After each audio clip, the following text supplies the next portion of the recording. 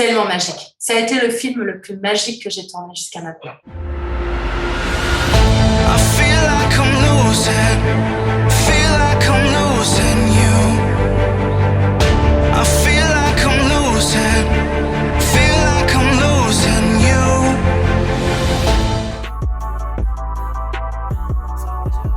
En fait, il y a eu plusieurs auteurs sur le coup.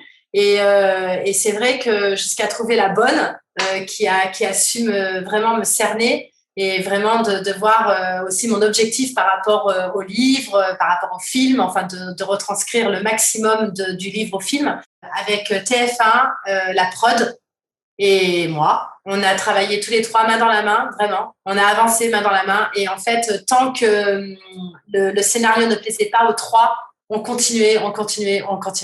Et c'est pour ça que ça a pris plus de 2 ans à l'écrire, parce que vraiment, voilà, tout le monde voulait que ça me plaise et que ça plaise à TF1 et la prod, bien évidemment.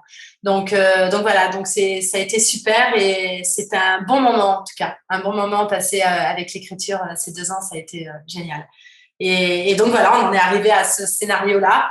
Et après, évidemment, Jean-Marc Rubinki est venu en route pour prendre le film, pour le réaliser. Antoine, je le connaissais. J'avais déjà tourné avec lui dans Quand je serai grande, je te tuerai, qui a été aussi une magnifique expérience, ce film. Et donc, du coup, je le connaissais. Donc, pour moi, c'était évident. Enfin, c'était mon père dans Lié pour la vie. Et c'était une évidence. Et en fait, finalement, cette complicité entre nous deux, on l'avait directement. Il y a la vie de Marc, il y a la vie de Jérôme, il y a la vie de Lucie et la vie aussi de ma mère, qui au départ, en fait, ça se passe pas très bien toutes les deux. Enfin, en tout cas, elles sont pas très fusionnelles. Et finalement, Christina, enfin, ça a été génial. Pareil, elle voulait mettre plus d'amour et tout. Je dis, ah, c'est vachement bien parce que là, justement, en fait, on voit l'évolution géniale qui est jouée par Christina de ce personnage qui au début n'est pas super fusionnel avec sa fille. Et puis, au fur et à mesure, on voit une belle évolution. Donc, vraiment, les trois, enfin, même Juliette Navis, qui joue ma meilleure amie. En fait, vraiment, les comédiens sont exceptionnels, ils ont beaucoup de talent et se sont vraiment investis à fond. Le personnage de Marc, donc joué par François Benchanteli, c'est vrai que c'est très complexe de jouer un personnage qui à la fois est le criminel, enfin le bourreau, celui qui a causé cet accident, celui qui a achevé ses rêves. Et finalement, c'est aussi le personnage qui lui donne goût à la vie, qui lui redonne goût à la vie, qui lui redonne l'envie de monter à cheval, qui lui redonne cette résilience aussi, elle le trouve en Marc. Donc c'est ça qui est beau, je trouve, dans cette histoire d'amour. Ils m'ont présenté Saphir, donc Numi, qui joue Saphir en l'occurrence. Ça s'est pas très très bien passé la première fois. D'ailleurs, j'ai appelé tout de suite la prod. J'ai dit mais si vous comptez avoir des scènes de câlins et tout avec lui, mais vous rêvez. Je vois pas comment on peut avoir comment je vais faire pour y arriver. Et en fait, je suis rentrée à la maison vraiment assez dépitée. Et le lendemain matin, je suis partie dans un magasin. Je suis allée acheter un sac de carottes.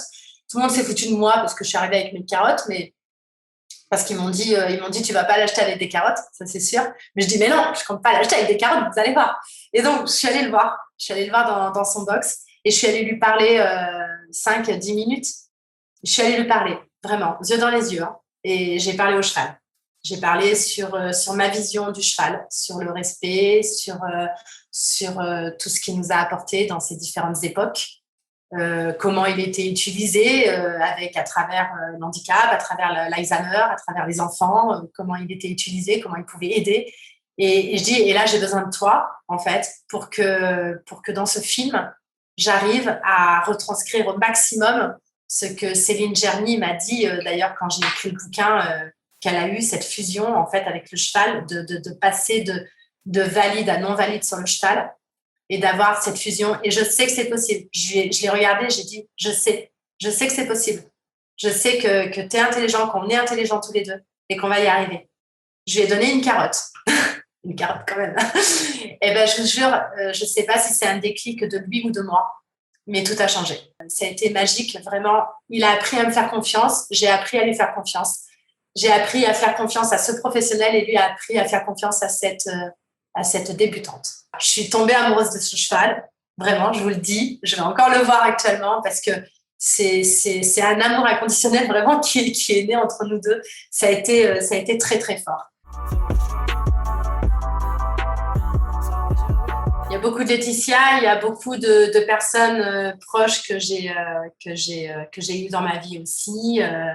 Il y a beaucoup dedans, il y a le côté solaire de Yanis, il y a le côté force, courage de Yanis, de ma marraine, en fait, qui était handicapée aussi.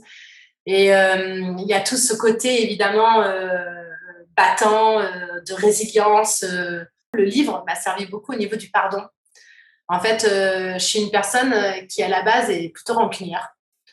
Et en fait, grâce à ce livre, grâce à ce film, j'ai une autre vision du pardon. J'ai une autre vision et c'est vrai que maintenant, j'ai changé beaucoup de choses en moi depuis l'écriture par rapport au pardon.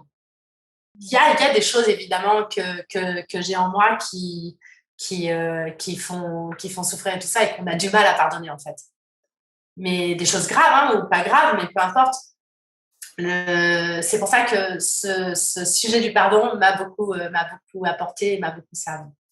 Et j'ai appris maintenant à plus regarder au devant, comme Lucie, à aller au devant, ne pas regarder en arrière et me battre encore plus effectivement et aller au devant, vraiment, avancer.